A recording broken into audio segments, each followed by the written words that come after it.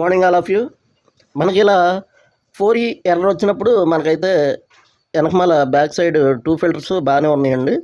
మనకైతే inlet wall అనేది మనకు షార్ట్ అయిపోయిందనమాట. ఇన్లెట్ వాల్ రెసిస్టెన్స్ అనేది అది చూపించట్లేదు, రెసిస్టెన్స్ రావట్లేదు, అది షార్ట్ అయిపోయింది. మనకి లో రెసిస్టెన్స్ అనేది వస్తుందన్నమాట. ఇలా మనమైతే మీటర్తో చెక్ చేసినప్పుడు మనకి ఇన్లెట్ వాల్లో రెసిస్టెన్స్ అనేది మనకి రానప్పుడు మనం దాన్ని రీప్లేస్ చేసేసుకుంటే మనకైతే సరిపోతుందండి. మనకి దీంట్లో సర్ఫ్ ట్రే కూడా బాగానే ఉంది, వాటరు మనకి బాగానే ఫ్రీగానే మూవ్ అవుతుందన్నమాట. ఇలా మనం ఏం ఇష్యూ, అలాగే మనకి దాని నుంచి వచ్చే ఇన్పుట్ సప్లై అనేది కూడా చూసాము.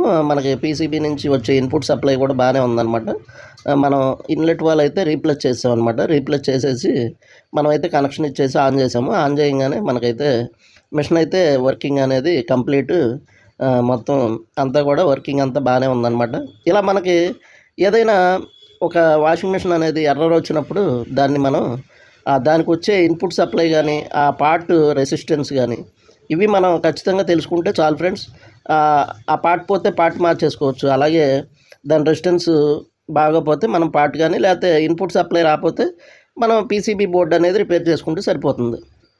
ఏదైనా కానీ మనం ట్రైనింగ్ తీసుకుని మనం 100% వర్క్ చేయగలిగితేనే మనకైతే ఏ ఇష్యూ అయినా సరే మనం సాల్వ్ చేయగలం ఫ్రెండ్స్. అలా కాకుండా ఏదో చిన్న చిన్న వర్క్లు నేర్చుకుని మనం కంప్లీట్ చేయలేం ఫ్రెండ్స్.